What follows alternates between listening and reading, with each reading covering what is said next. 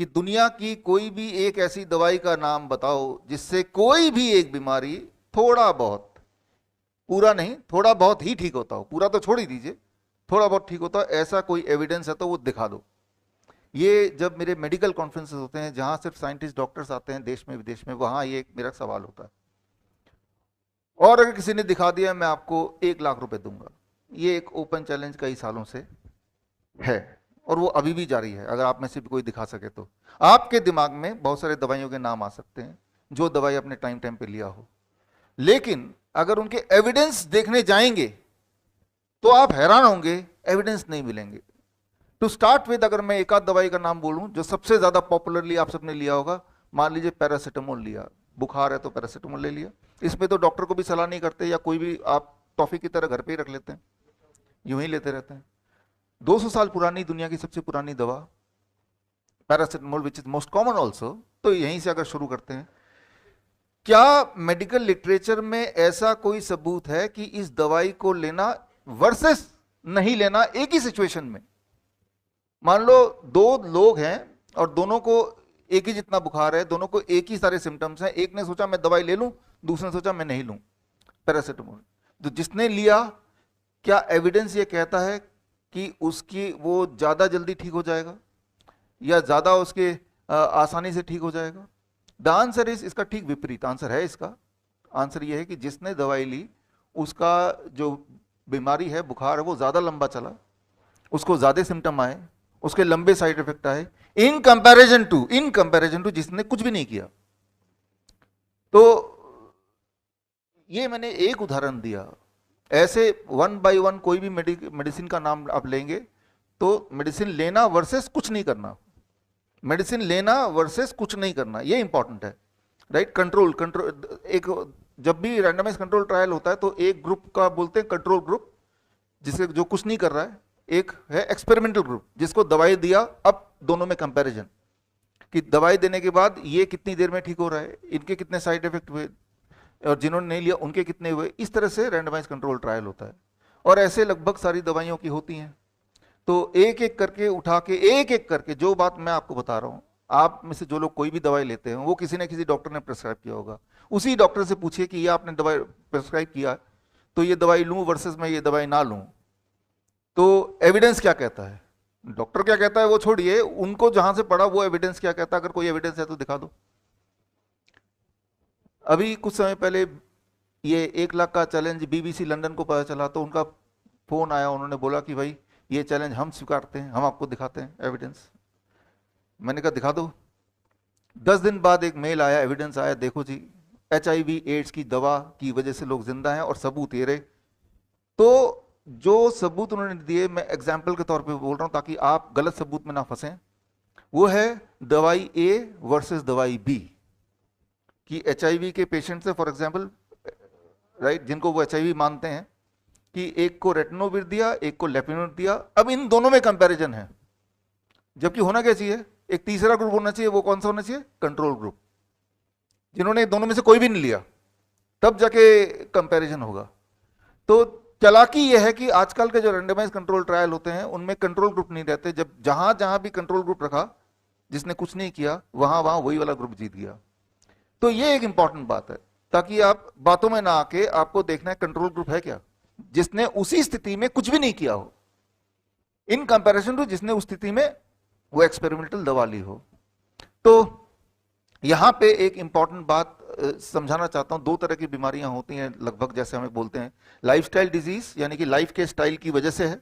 दूसरा infectious disease. Infectious disease कौन से होते हैं? जो बाहर से कोई कीटाणु ने हमें अटैक कर दिया। वो कैसे बाहर से आएंगे? नाक के थ्रू आ सकता है, मुंह के थ्रू आ सकता है, कोई काट सकता है, मच्छर ने काट लिया, डेंगू हो गया, कुत्ते ने काट लिया, रेबीज हो गया, सांप ने काट लिया। तो मतलब किसी भी तरह से कोई बाहर वायरस बैक्टीरिया आपके बॉडी में घुसा दिया, चाहे काटने की वजह से, ब्लड ट्रांसफ्यूजन की वजह से, चाहे नाक से, चाहे मुंह से, उसने हमारे संतुलन बिगाड़ दिया। वो एक तरह की बीमारी है, इसे कहेंगे इन्फेक्शियस डिजीज। दूसरी तरह की बीमारी ये है कि जो हमारे लाइफस्टाइल की वजह से। These are the 2 kind basically, right? तो सीधे एक छोटा सा एक्सपेरिमेंट करके समझाने के लिए इन्फेक्शियस डिजीज से चलते हैं। मतलब ये कि जैसे ही आपको कुछ भी हो, आज के बाद होना तो है, कुछ ना कुछ बीमारी लगी रहती है, तो एग्जैक्टली क्या करना है, कैसे करना है, इसको समझाना चाहता हूं और सबूतों के साथ। अच्छा, मेरे पास एक केला है और कुछ चाकू भी है। अब मैं इमेजिन कर रहा हूं कि आप से छुपा के इस, मेरे पास 4 तरह के चाकू हैं, 4 कलर के सेम ही चाकू हैं, अलग अलग हैं। मैं इसको, केले को इनमें से एक चाकू से मैं काटूंगा और मैं अज्यूम कर रहा हूं कि मैं आपसे छुपा के ही काट रहा हूं, आप देख नहीं पा रहे हैं, ठीक है ना। मान लो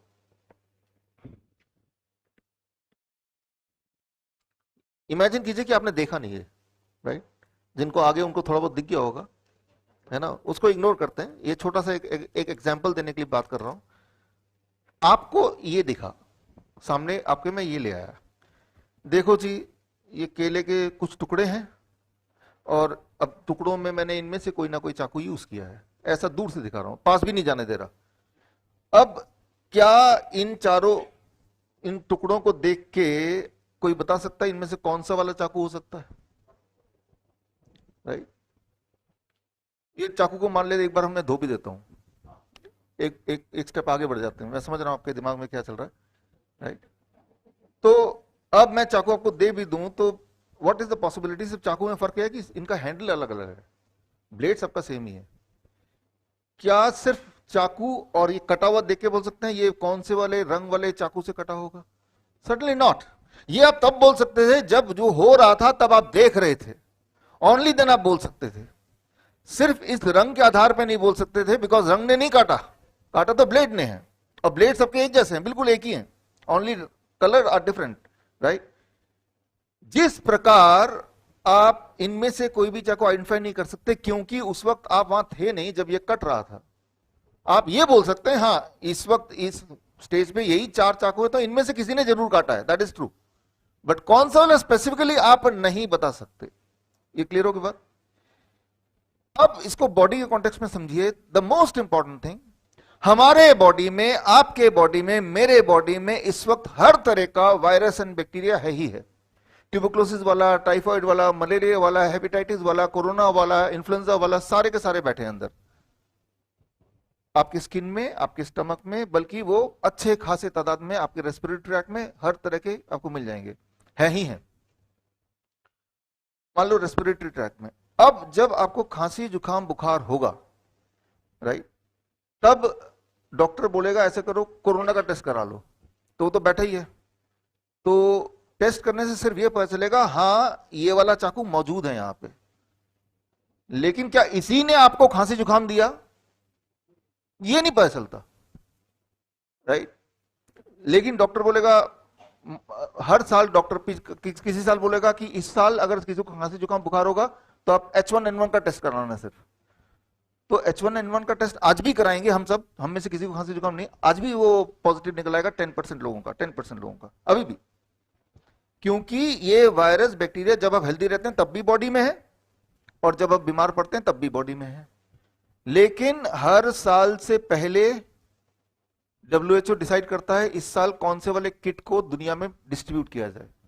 किसी साल वो H1N1 किट पहले से डिस्ट्रीब्यूट कर देते हैं, फिर डॉक्टरों को मैसेज चला जाता है कि भाई इस साल इस किट की बारी है, यानी कि कोई भी खांसी जुकाम बुखार वाला आएगा तो ये वाला टेस्ट कराना है, और वो टेस्ट कराएंगे तो 10% लोगों को वो टेस्ट पॉजिटिव जरूर निकलेंगे, क्योंकि हर तरह का बैक्टीरिया वायरस अभी भी मेरे बॉडी में, आपके बॉडी में है, राइट।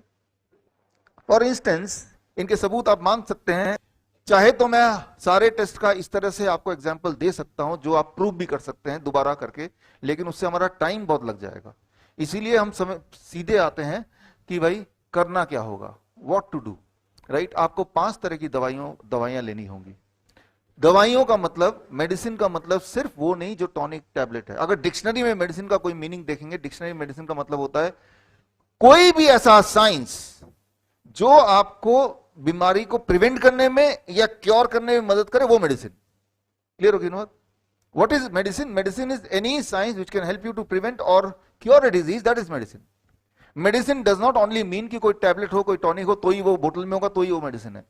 कोई भी साइंस, यानी कि साइंटिफिक होना चाहिए, कोई भी science which can help you to prevent or cure a disease, that is medicine. तो इस तरह के हम 5 मेडिसिन की बात करते हैं, उनमें सबसे पहले सबसे इंपॉर्टेंट सबसे बड़े मेडिसिन की मैं बात करता हूं।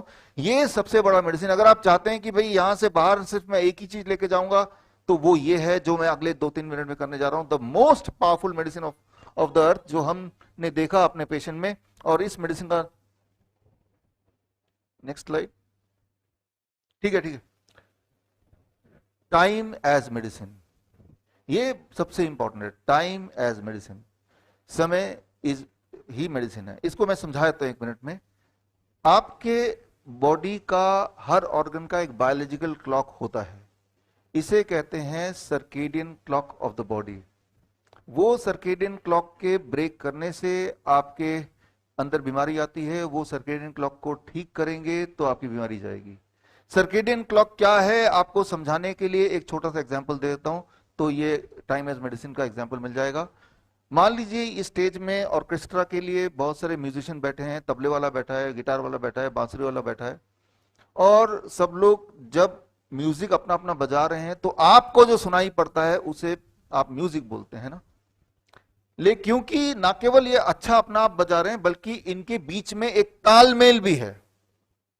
अब मान लो वो तालमेल को ना रहे, या आप किसी एक को डिस्टर्ब कर दें, वो तालमेल खत्म हो जाए, तो जो आपको सुनाई पड़ेगा वो म्यूजिक नहीं कहलाएगा, वो नॉइज कहलाएगा, राइट।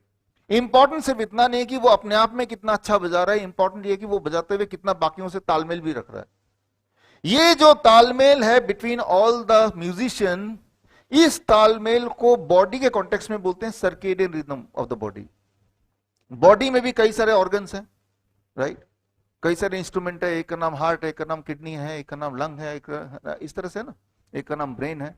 लेकिन इन सब के बीच में आपस का जो एक तालमेल है, राइट, तो वो तालमेल ठीक होगा तो आपकी जिंदगी म्यूजिक होगी, वो तालमेल अगर गड़बड़ होगी तो आपकी जिंदगी नॉइज होगी, राइट। तो इसे बोलते हैं मेडिकल भाषा में circadian rhythm of the body, right. और ये अभी कुछ समय पहले इसको, इस वाले साइंस को नोबेल प्राइज भी मिला था। तो मैं ये बोलना चाह रहा हूं कि जब भी कोई बीमारी होती है, ये पाया गया कि उसमें एक फैक्टर जरूर इंपॉर्टेंट होता है कि बॉडी का जो सर्केडियन रिदम है वो खराब है। जब भी आपको नॉइज सुनाई देगा इस ऑर्केस्ट्रा से, इसका मतलब एक फैक्टर जरूर है कि इनके बीच में जो तालमेल था वही मिस हो गया। That will be the most important factor. अब अगर नॉइज को म्यूजिक में कन्वर्ट करना हो तो क्या करना पड़ेगा, इनके बीच का जो तालमेल है उसे दोबारा बनाना पड़ेगा। तो इसको बोलते हैं time as medicine. Time as medicine के अनुसार हमें क्या करना होगा, वेरी वेरी सिंपल। हमारे हर ऑर्गन का एक तालमेल होता है। इसका एक एग्जांपल देके फिर सीधे आता हूं क्या करना होगा। हार्ट का एक बॉडी क्लॉक है। इसको अगर आप एक्सपेरिमेंटली समझना चाहते हैं तो आप सुबह के 10 बजे, लगभग इसी टाइम 10 बजे कल कर सकते हैं, अपना ब्लड प्रेशर चेक कीजिए, उसे लिख लीजिए। आपका ब्लड प्रेशर मान लो 140/90 है। रात को 10 बजे सेम डे, अपना सेम उसी दिन रात को 10 बजे अपना ब्लड प्रेशर फिर चेक कीजिए। आप गौर करेंगे आपका ब्लड प्रेशर सुबह वाले से नीचे रहेगा, राइट, सुबह वाले से नीचे रहेगा, राइट, 10 to 20% नीचे रहेगा, क्लियर है, राइट। आप में से बहुत थोड़े लोग होंगे जिनका सेम या उल्टा रहेगा। तो ये है pattern, this is the heart का बॉडी क्लॉक। जिनका ऐसे रहता है या उल्टा रहता है उनको नींद नहीं आएगी फिर, या किसी दिन अगर आपको उल्टा ऊपर रहेगा उस दिन आपको नींद नहीं आएगी। आपके नींद को आने के लिए रात को आपके बॉडी का अपना ब्लड प्रेशर को कम करना बड़ा ही इंपॉर्टेंट है, तो ही आपको नींद आती है। जब ब्लड प्रेशर कम होगा, बॉडी में थोड़ी ठंडक आएगी, तो मेलेटोनिन रिलीज होगा, आपको नींद आ जाएगी। तो दैट इज द प्रिंसिपल। एक जैसा ब्लड प्रेशर नहीं रहता है, वो ऐसे जाता है। ये बॉडी का, हार्ट का बॉडी क्लॉक है। एक और एक्सपेरिमेंट कर लीजिए, 2 बोतल ले लीजिए, बोतल 1 एंड बोतल 2। मान लीजिए दोनों बोतल लीजिए, ये तो थोड़े छोटे बोतल एक्सपेरिमेंटली बता रहा हूं, बड़े बड़े 1 लीटर के। इसमें लिख दीजिए डे, इसमें लिख दीजिए नाइट। दिन भर में जितना पेशाब आप करते हैं बोतल 1 में आप डालिए। रात को सोने के बाद आधी रात को उठ के अगर पेशाब करते हैं तो बोतल 2 में डालिए। आप गौर करेंगे बोतल 1 में, यानी कि दिन वाले पेशाब जो कलेक्शन है, इसमें जो पेशाब होगा वो 3 गुना होगा इन कंपैरिजन टू रात वाले का। ये एक बैलेंस रहता है। कुछ केसेस में ये उल्टा होता है, तो वो उनमें होता है जिनमें किडनी की प्रॉब्लम होगी, प्रोस्टेट की प्रॉब्लम होगी, यानी कि किडनी का जो बायोलॉजिकल क्लॉक है वो बिगड़ गया है।